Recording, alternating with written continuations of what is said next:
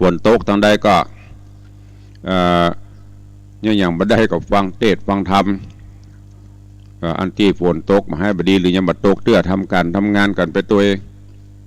แล้วก็ฟังเทศฟังธรรมกันไปตัวเนอะรู้สึกว่ากล้องวันนี้มันจะหลอกตากล้องมันหลอกใจกล้องไหนบอกว่าเนอะวันนี้เวลาเขาอู้ไปมันเปลี่ยวไปทางใดหูงงเพราะว่ากล้องมันหลายตัวก็นี่ไปเชิญทุกท่านเนอะสงบกายวาจาใจหรือมีงานทำไปก็ทำไปตัวเองฟังทำกันไปตัวเองอากาศวันนี้เย็นสบายใครยังบรรลุก็ลุกได้แล้วเนอะลุกกันได้แล้ว6 โมงป่ายแล้ว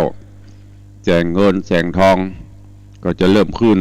ถ้าบ่มืดฟ้าบดฝนไปเลยก็เป่งลึงละลูกเจ้ากินพักตั้งป่ายลูกควายกินพักตั้งเกาลูกเจ้าจะได้การได้งานนักสูดอากาศอันบริสุทธิ์เพื่อสุขภาพร่างกายเฮาจนตั้งอกตั้งใจฟังธรรมตะวันนี้เรื่องราวของสุวรรณหอยสังก็ลำดับมาถึงที่โพธิสัตว์เจ้าหอยสังไปหูความลับต่างๆของแม่ยักษ์ละหลังจากที่แม่ยักษ์เอามาเป็นลูกเป็นเต้าเพื่อความเมตตาอินดูฟูมฟักอยู่ตลอดแล้วก็ห้ามสถานที่บ่ควรขึ้นไปก็ห้ามแต่ว่าที่ไหนที่เปิ้นห้ามนั่นอย่างที่ตุลวงบอกไปที่ใดห้ามที่นั่นมักจะทำอันนี้ก็เหมือนเดียวกันแม่ห้ามขึ้นไปบนหอแม่ห้ามไปตำหลังสวนโพธิสัตว์เจ้าไปมดแล้วก็ได้ไปหูไปหั่นมดพอไปหูไปหั่นต่างๆก็หูได้ว่าโอ้แม่เฮานี่เป็นยักษ์ลูกนี่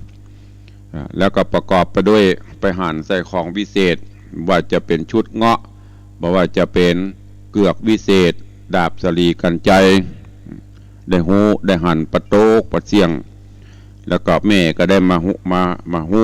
พอทราบแล้วว่าลูกเนี่ยไปหั่นสิ่งต่างๆเหล่านี้แล้วก็เลยบอกให้ไปที่ไหนฟูมฟักอยู่แต่สุดท้ายก็จำเป็นต้องไปเพราะสัญชาตญาณของความเป็นยักษ์เมื่อหิวมาก็จำเป็นจะต้องไปพอไปเสาะบอกลูกบอกเต้าห้ามไปให้ไปอย่างเนออย่างที่แม่บอกไปสุดท้ายมาแม่ก็ออกไปเบื่อที่จะไปเสาะหากินเสาะกินเสาะว่าต่าง ตามบนห้องตามนิสัยของยักษ์เมื่อแม่ออกไปแล้วโพธิสัตว์เจ้าจะเนี่ยจะใดก็เจิญสถานบุญทั้งหลายได้ติดตามรับฟังพระธรรมเทศนาเรื่องสุวรรณหอยสังในตอนต่อไปณโอกาสบัดนี้ นะโมตัสสะภะคะวะโตอะระหะโตสัมมาสัมพุทธัสสะ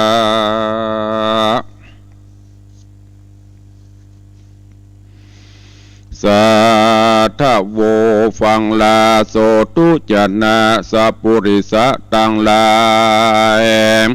ตั้งยิงแหล่งใจม้วนโมติได้ปากันอยู่ทำท่าดาฟังยังรัสธรรมเทศนา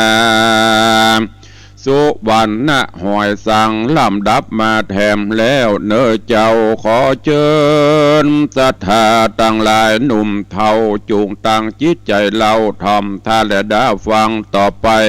นานี้แหละนะตาในกาละยามนอนส่วนอันว่าหอยสังกุมารเจ้าหันเนี่ยยักเท่าไปแล้วองค์นอแก้วหอยสังจริงคะนิ่งใจโตนว่าแม่ไปล่าดงหนากวนเฮาหาโอกาสเอาเครื่องราชอาภรณ์ของประวรทิพแก้วสูบสอดแล้วแควนดีดันคิรีปะเมฆฟ้าเหาะเหินกว่าปลายบนแอวเมืองคนโลกลาตัวขอบฟ้าจักรวาลการกุมมันขันนิ่งแล้วใจผ่องแผ้วเจยโจม พระอุดมขึ้นผาศาสตร์แล้วย้ายบาทลงไปบ่อคำใสเลิศแล้วพระนอแก้วหันตนตุหันตัวตน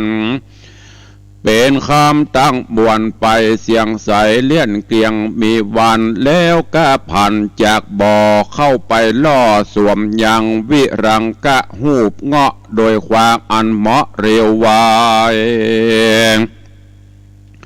ถือดาบกันใจมาคาดแล้วย่างย้ายบาทไปเอาเกลือแก้วเฮาเลิศล้ำซุปสอดซ้ำปาตามแล้วเหาะสู่อากาศกว้างดูอาจอ่างงามงอนเหาะเดินจอนไปหอดแดนเกี่ยวยอดตะกะศิลาแล้วก้อยเหาะลงจากฟ้าหนอพุทธาลงสู่ในที่อยู่ศาลา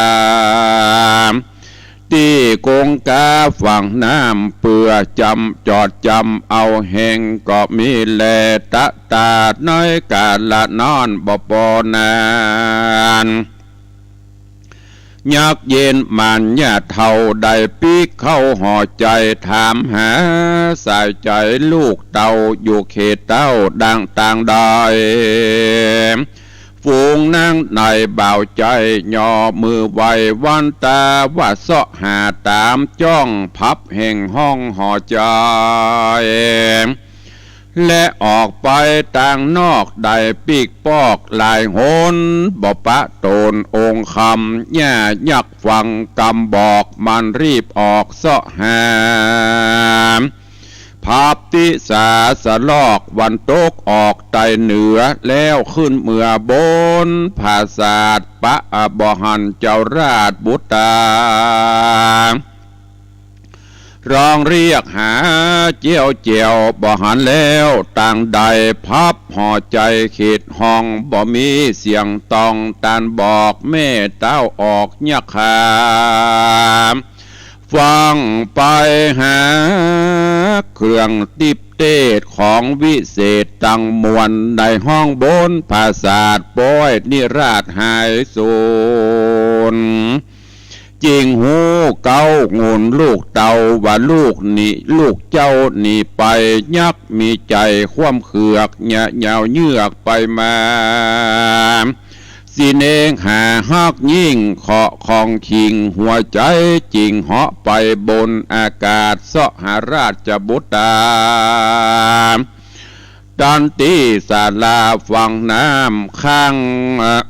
างฝั่งกำยักขาบาบูตาเฮ้ยหนอไทยมาเรียววายหาแม่อย่าหนีแหล่คนดีปิกธานีกับแม่เป็นเจ้าแก่รัฐาเป็นเจ้าแก่ปิกธานีกับแม่เป็นเจ้าแก่รัฐา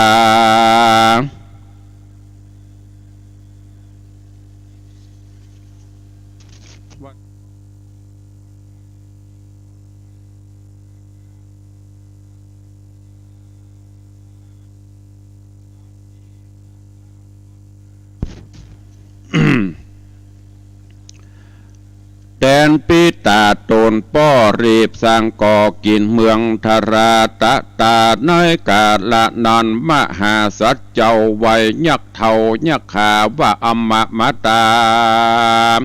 ข้าแด่แม่เป็นเจ้าข้าลูกเต่าบ่ยินเกยจากสะเวยเมืองแม่เต้ากวนแต่มนุษย์ขออำลาแม่เจ้าขอฮือแม่เข้าเมืองนั่งแต้นเหลืองสะบวยราชเป็นเจ้าอาจบุรีสะบวยสอดสดีเตี้ยงเต้า120 ขวบเขาวาสาแดดเตอตีนอนหญ้าเท่ายักฟังกำลูกฮักแห่งตนจากบ่อโหนคืนสู่ปิกคืนอยู่เป็นจริงโอกตันพิงโศกไม่ร้องร่ำให้กล่าวจา ว่าเปตาเหอลูกเต่าขอจงเข้ามาหาใกล้มาตาเดี๋ยวนี้แม่จากจี้มนยำดีนานำมีก้ายิ่งกว่าฟ้าแผ่นดินดานหาสังปานบอดใดมาเตอหนอทายปูตามาเล่ากะทาวิเศษสัตรเพศมนยำขาก้าปันคำหาบอดใดเอาไว้ใจกับตน นายเมื่อโหนไปนาบอตกดำจ้าใดพระบัวไข่ฟังแม่เรียกไปสำเนียกเอาโมนจริงเอาตนไปไว้ตนแม่ไทยยักขาไขว่าจะอ่อนอ้อยว่าดูแลลูกน้อยบุตรตา การลูกล่าจักเอาสัตว์ต่างเถาในโลกใครได้โจกกินป่ากวางฟันนาหมูป่าสัตว์ได้ล่าเนื้อดินการลูกยินใครใดสวดมนต์ใจดิลีสัตว์ตัวใดมีอายุเสี่ยงจักหลีกเลี่ยงมหาสัตว์ตัวใดนะบ่เถิงบ่อายุบ่เติมเจียงเขตจีวะเพศยังมีก็จักหนีเข้าป่าขอพุทธาลูกตาเอากำหนดเอาเตอะเนอลูกเฮยมืออาจนานเจ้าหวยสังหนุ่มเดานบขับเจ้าวันตาเจ้ามาตาเฮียนกาถาวิเศษสัตรเพศมนยำกำโนดจำแต่เก้าตราบต่อเต้าเถิงปลายแล้วองค์ใจหนอดเนาอำลาแม่เท่ายักขาเหาะสู่เวงหาอากาศส่วนยักขราชมาตาหันปูตาหานี้จากใจแห้งผากเวทนา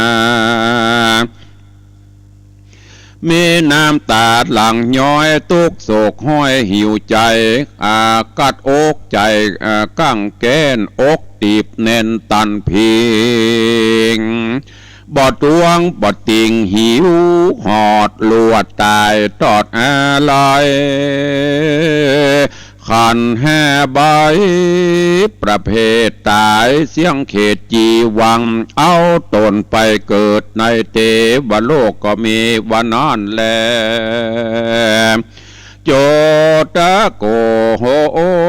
แม่นมีผู้จะทำดังอีว่ายักกรรมกี้ใจดำ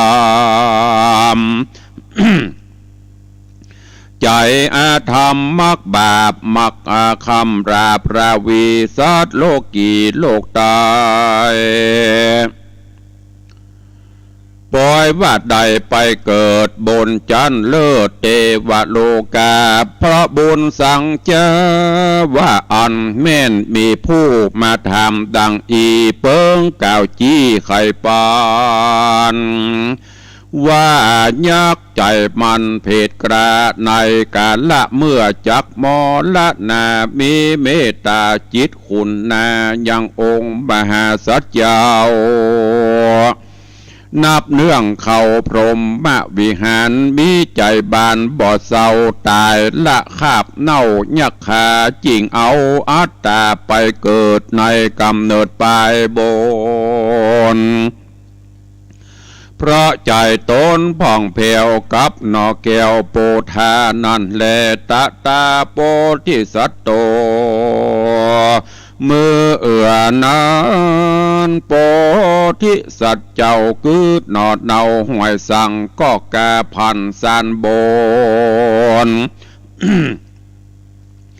เหลวตาตนคืนพอยังแม่นอยักขาได้ตายมรณะเจียนจากเจ้าก็หากลับคืนลงสู่พื้นแผ่นลามีเนตรนาไหลตกยินกัดอกบ่อน้อยอินต่ำกอยอินดูยอดซอยมาตา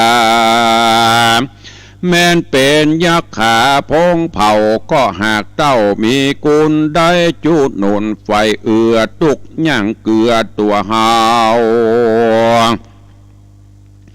องค์ปิงเป่าแนบเนื้อปกห่มเมื่อยามนอนฮืออาพรเครื่องยองทุกสิ่งต้องพังกามบาเนนาองค์มาตาตายจากมรณะมือมอนพระผู้ทอนหอยสังก็ขาบลงยังอกแม่อันตายแก่ดินดอนได้พื้นทอนหิมฟังตุราดวงจะดวงใจยั่งยำแยงด้วยใจแปลงนอบน้อมคบยำก้อมลงหัวหนอพูดทางก็มาร้องไห้การวาดใดสติแล้วพระนอเกียวก็เมียนซากเก็บต้อมหากสันดีเก็บต้อมหากสันดี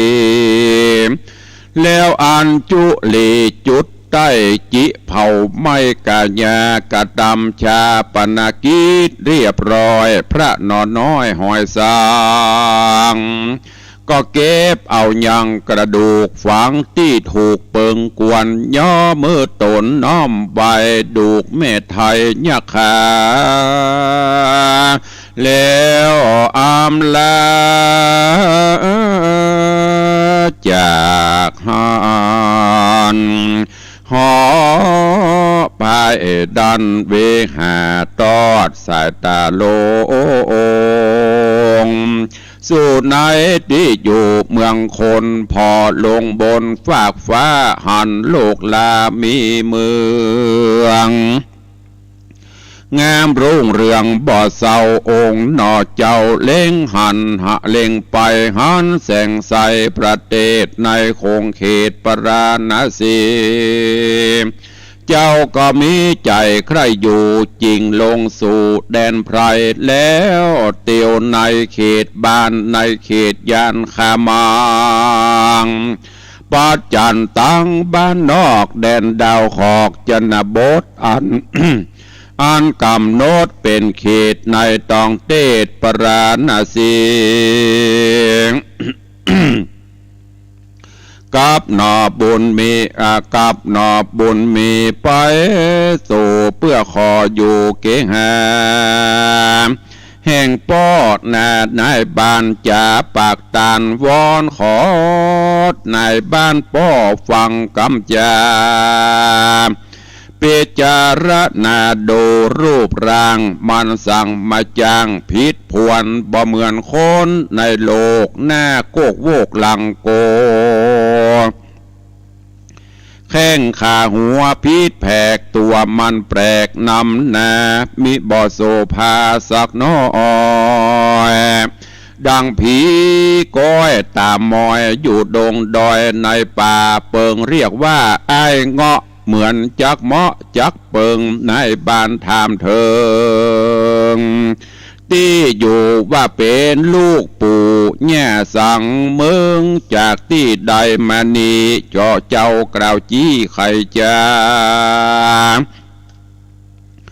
ว่าอยู่ดงนาหรือไม้ดอยสูงไกลภูผาข้าใครมาอยู่บ้านขอปอดต้านคุณนาแดดเตอะนาตาน้อยกันนายามนอนนายขามาผู้ใหญ่ได้ถามไทยไปมาก็คุณนานอนเอาจริงฮับเอาหอยสั่งหือเลี้ยงควางัวควายกับเด็กต่างหลายบ้านนอนมีอยู่หันกลางหลวงเขาตั้งปวงหันเจ้าพิษแบบเบาพิษแบบเบาคนหนาลวดนินตากล่าวให้หือตัวอ้ายหอยสัง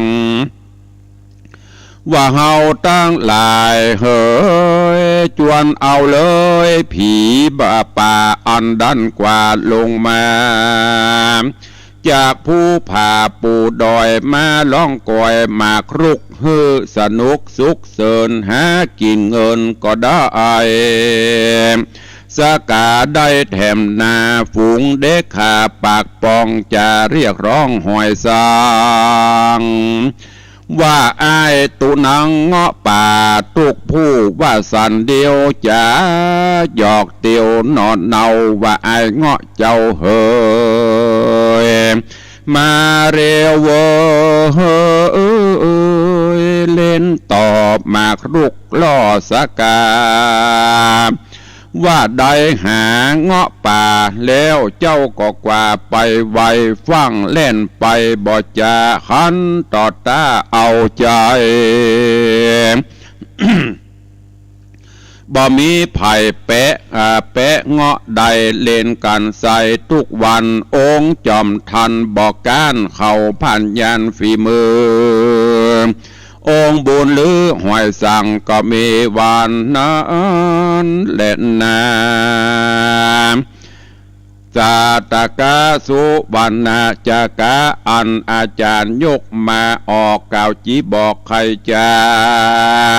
ปางเมื่อใจลามมาหนุ่มเนาคือว่าเจ้าหวยสังอยู่ในขมังเขตบ้านแห่งจากว่านแดนเมือง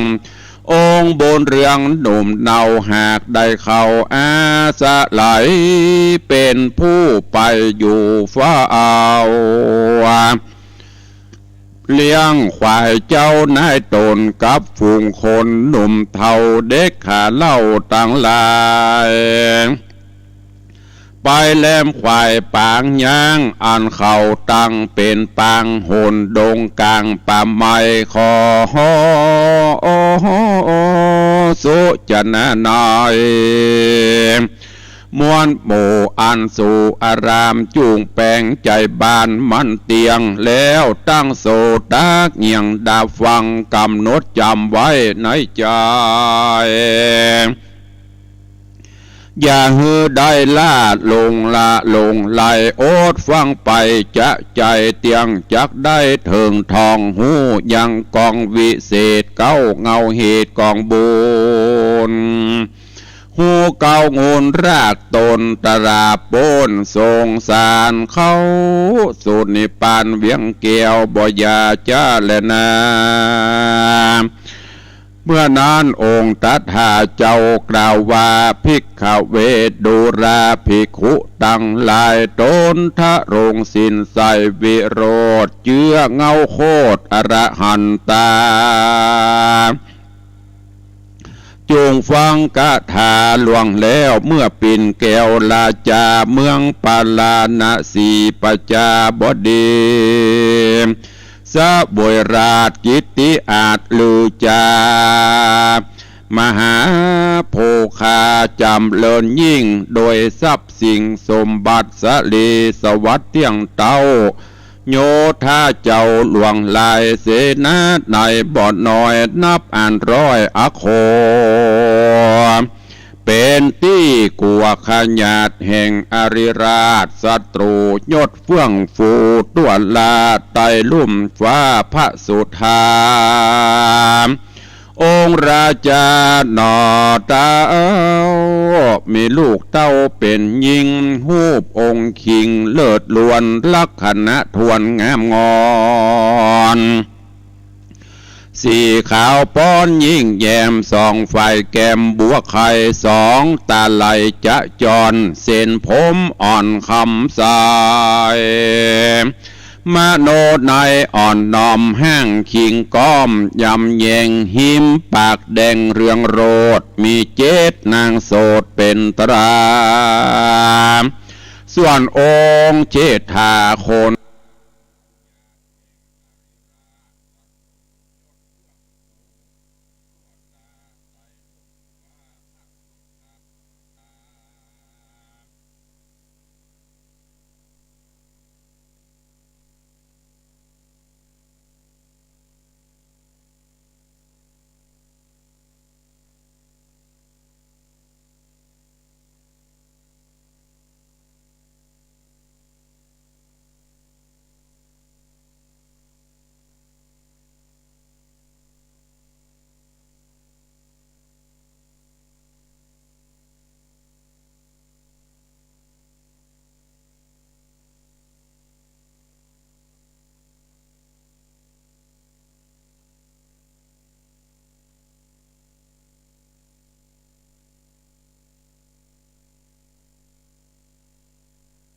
อริราชศัตรูยศเฟื่องฟูตัวลาไตลุ่มฟ้าพระสุธา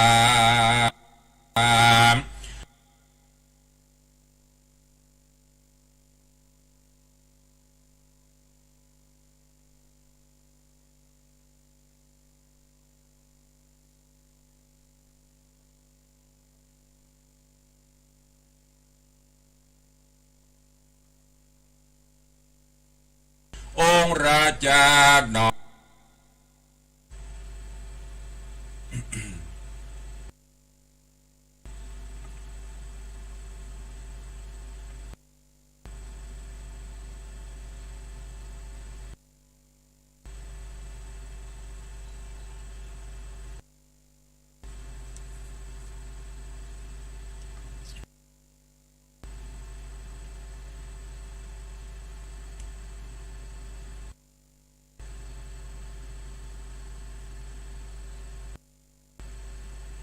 ต้องขอสุมาอภัยกับญาติโยมเนอะตอนนี้กระแสไฟฟ้ากระตุกดับปุ๊บก็เลยสัญญาณขาดหายเดี๋ยวรอสักกรรมเนาะกำลังเชื่อมคอมก็เลยไปหมดเลย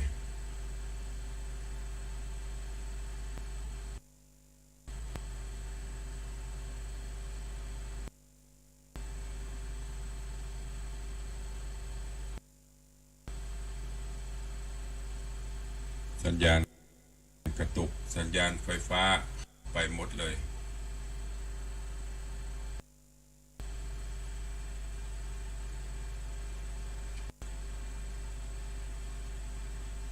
ตอนนี้คอมกำลัง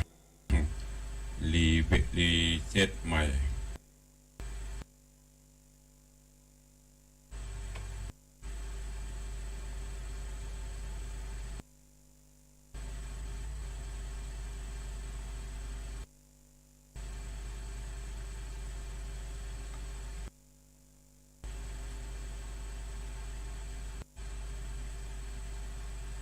รถรอสักครู่มันกำลังโอนข้อมูลกันใหม่หมด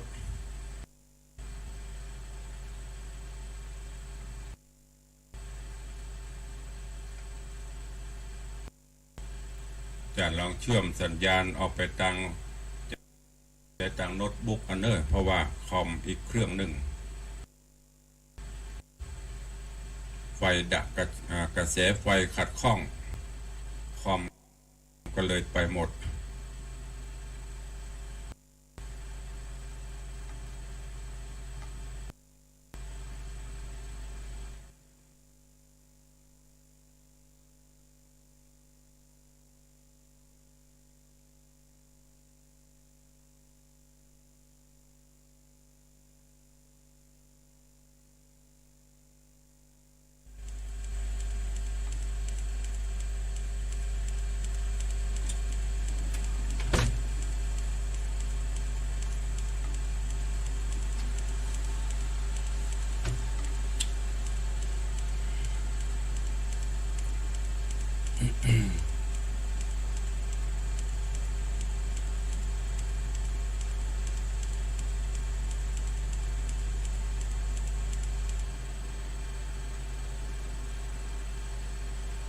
ก็ต้องขอสุมาภัยครูบาอาจารย์เนอะ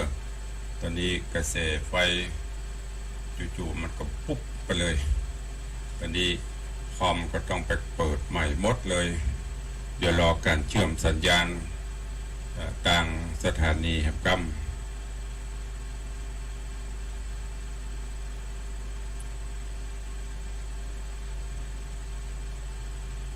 ขอบคุณทาง Facebook เนอะตอนนี้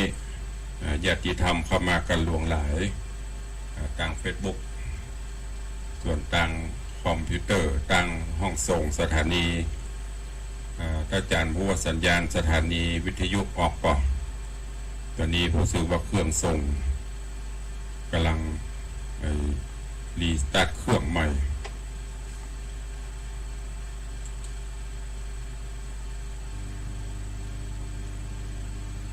ก็คงจะปกติแล้วเนาะเชื่อมสัญญาณกันใหม่ตะกี้กระแสไฟขัดข้องก็เลยต้องยุติเพราะว่าเตดไปเดี๋ยวสถานีมันออกเวลาก็เกือบจะหมดพอดีก็เข้าสู่โหมดตารายการต้องขอกราบสุมาภัยกับครูบาอาจารย์และก็เกือบจะหมดพอดีก็เข้าสู่โหมดตารายการต้องขอกราบสุมาภัยกับครูบาอาจารย์และญาติธรรมด้วยเนอะไฟ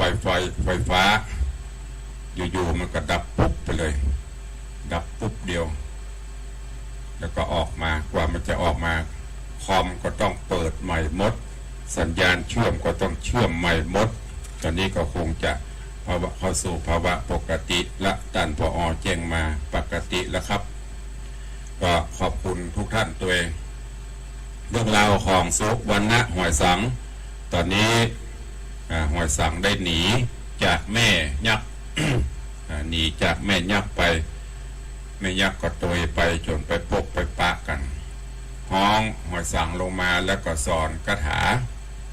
คันลูกจะมาหาแม่แล้วก็มาเอาคาถาพิเศษได้เนอะสอนคาถาห้องสัตว์เรียกสัตว์เรียกปูเรียกป่าฮือแล้วจากนั้นแม่ยักษ์ก็ตรอมใจตายพอที่เจ้าหอยสังหันจะอันกับวายปิกมาก็มาจัดการชาปนกิจศพแม่ยักษ์เสร็จแล้วก็เก็บเอากระดูกไปฝังไว้ในที่อันควรจากนั้นก็เหาะสยองซานไปจนไปถึงเมืองหนึ่งซึ่งตอนนี้ก็ได้ลงสู่ยังป่า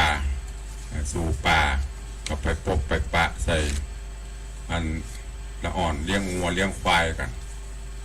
กำลังเล่นหมากสกาถ้าหมากสกาก็ถ้าจะเป็นฮอตเป็นอย่างนี้เนาะเล่นกันไปสุดท้ายก็จวนหอยสังไปเล่นตัวหอยสังก็เล่นเข้าจนได้เข้าได้น้ำมากินประทังชีวิตไปเรื่องราวจะเป็นจะได้ก็ค่อยติดตามฟังกัน ในตอนต่อไปเนอะวันนี้ก็โดยเวลาใกล้จะหมดละก็จะได้พบได้ปะกับพี่น้องสถาตั้งบ้านตั้งจองกันต่อก็ ขอบพระคุณทุกท่านที่ได้เข้ามาติดตามทางเฟซบุ๊กไลน์กันวันนี้มากพวงหลวงหลายเนอะอันมีโยมแม่จันดีวิสุทธินันท์โยมสุรัตน์เสาคำหรือว่าโยมตู่กราบไหว้สาในความเมตตาเทศนาธรรมพื้นเมืองญาติโยมได้ฟังเจ้านี้ก็อนุโมทนาขอบคุณโยมตู่ตัว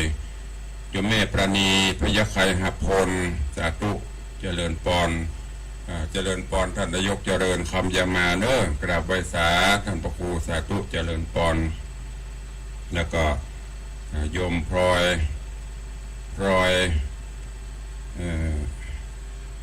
มันเป็นภาษาอังกฤษอ่านประถูกหัวมันผิดสุมาอภัยตัวเอง พลอยถ้าจะแม่นแล้วก็โยมยุทธนาจังซอห่างดงเนอะเจริญปอน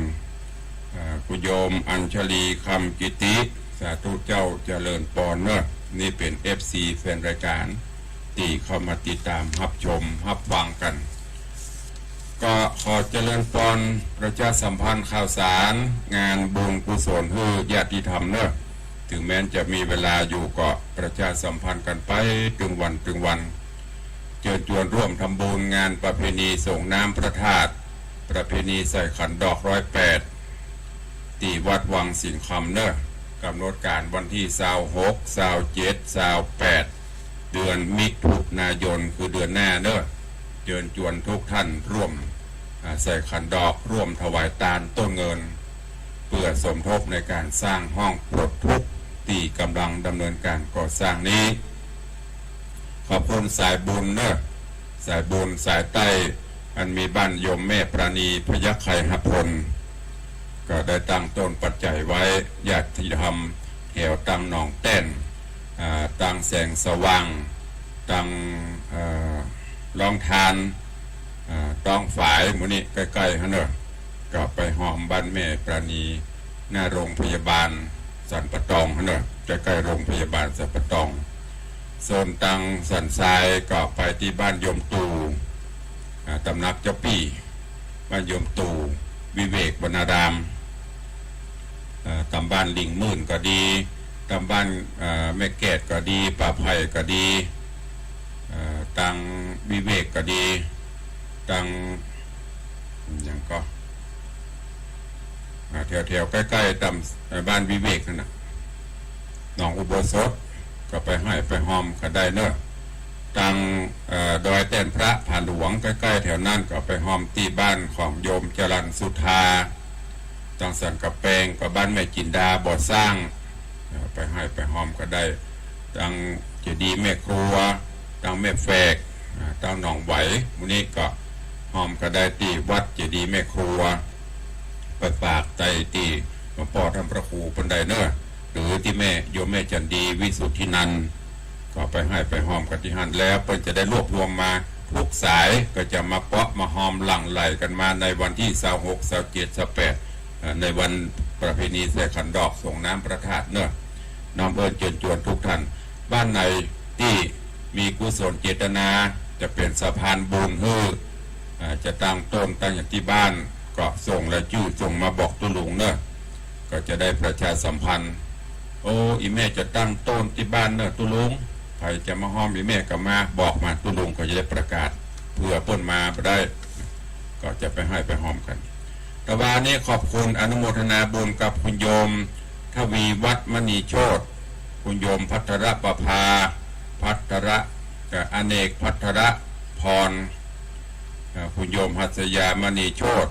คุณโยมจตุรพัฒน์มณีโชติได้นำจตุปัจจัยมาร่วมสมทบในการสร้างห้องน้ำห้องสุขาห้องปลดทุกข์จำนวนเงิน 5,000 บาทก็อนุโมทนาบุญขอบคุณไปเนอะกับคุณโยมทวีวัฒน์มณีโชติและครอบครัวตัวเองได้ร่วมกันก็ไหลมากำน้อยตอนนี้ช่างได้ดำเนินการก่อสร้างไปถึงคานบนคานดาดฟ้าตอนนี้ก็รอเพื่อให้ปูนมันได้อายุแข็งตัวสัก 6-7 วันก็จะได้รื้อกำยันแล้วก็จะได้ก่อได้ฉาบกันต่อไปเนอะก็แจ้งให้ญาติธรรมทุกท่านตัวเองเอาละเนาะถึงเวลาที่จะได้อู้ได้จ่าประสานหน้าไม้ตะกี้ตับตายกันไปทางหน้าเฟซตอนนี้ก็เหลือหน้าจอใครมีเจตนาภัยจะอู้จะจะจ่ากับตุลุงก็เข้ามาเนอะ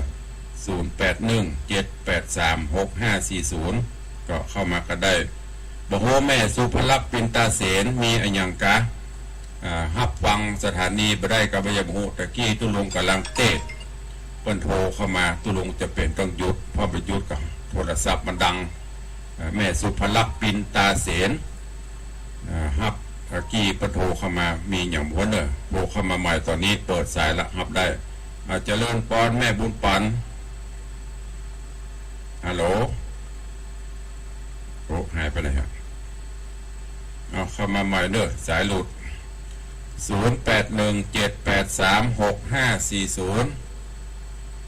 ใครจะอู้จะจะจากับตุลุงอยู่ที่ไหนกันฟังต้องได้กันท่องเจริญพรแม่สุภลักษณ์มีหยังขอจุมาอะไรกันนะเจ้าโทรไปคนอะไรกันแต่นี้อย่างทำเจ้าจะวันจะโอนนั่นปัจจัยไปน้ำไหนโอนจนเจ้ายังบ่ได้โอนเจ้ากะเจ้าก็ถ้ามันยังบ่ได้โอนก็บ่ต้องโทรเจ้าถ้าโอนแล้วก็โทรขอจุมาอะไรนะเจ้าแล้วบ่ฟังวิทยุกะเจ้าเอามาแล้วมาไหลป้าเนี่ยโอ้ก็กูเตือยังฟังเยอะๆบ่เดียวก็ให้มาไหลปะไปที่ไหนมาไหลบ่เดียวดีละโมทนาสาธุเนาะที่ละกันเนอะสาธุกูเตือฟังตลอดแสดงว่าบ่เดียวบ่ฟังละกำลังมาไหลปะแล้วไหลปะปุ๊บก็โทรเขาปั๊บคนกำลังเตะทำเยกกันเลยจะเป็นต้องหยุดที่บ่ได้โอนเจ้าก็บ่ต้องโทรเนอะถ้าโอนเข้ามาแล้วก็โทรบอกตุลุงจะได้จดท่านมันจะงงแล้วก็กรุณาโอนตัวเองมันจะแจ้งตุลุงแล้วบอกโอนนะตุลุงก็ได้ซ่อมเนอะใครก็จะได้ค่อยจะตามแจ้งตุลุงแล้วบ่ได้โอนก็เมตตาโอนตัวเองเพราะจดบัญชีและทุกบาททุกสตางค์ตุลุงต้องรับผิดชอบหมดเอาแม่ปานว่าได้เอาติดละว่าเลยว่าได้ เจ้าแล้วน่าว่าฟังไปว่ามันดับไปใหญ่ สายฟ้าดับ ฝนตกได้อ่ะ ฝนตกบ่ตกบ่ฮู้อยู่ในห้องส่งบ่ มัน ฮู้ มืดไม่ได้แล้วก็ไปว่าหายได้อ่ะ สาธุอนุโมทนาเด้อเจริญพรสาธุแม่บุญปันแม่ปันก็ตั้งต้นที่บ้านสักต้นเด้อสายสลับปีเฮาตั้งที่บ้านสักต้นบอกอันยมปีจงรักเกาะกลุ่มรุมลาเพื่อนฝูงเด้อก็เดี๋ยวจะบอกโยมแม่สีพ่องโยมอย่างก็หลายบ้านลืมเวลาคือแต่คือจื้อบอกออกละไปปะไปพบกันแปลงต้นมาสักต้นเด้อเดือนหน้าบอกปีจงรักตุลงบอกขอต้นปัจจัยต้นเงินไปช่วยกันสร้างห้องปลดทุกข์เนอะใครจะโอ้ตัวตุลงเข้ามาแหมเนอะโอ้ถ้าจะมืดฟ้าบดฝนก็หายไปล่างลาหายไปไม่ฝันบ่ได้แหมบ่ได้แม่โอ้มันใครจะลดกดผิดก็หายไปละ0817836540โยมพี่อัญชลีคำกิติด้วยเด้อเมตตาช่วยกันตั้งต้นมาตัวหลายท่านตั้งงานตรงยิ้วนี่เดี๋ยวขอเมตตาปรมีผู้ยิ่งใหญ่ท่านนายกเจริญคำยามาแปลงต้นบรรตรงยิ้วต้นนายกมาช่วยกันเด้อได้บอกทุกปีบินตัวมาช่วยกันแปลงห้องปลดทุกข์ช่วยกันไปช่วยกันมาช่วยทางเพศได้ไปติ้วทางปูนเห็นไหมกันมีไหมใครจะอู้ตัวก็เข้ามา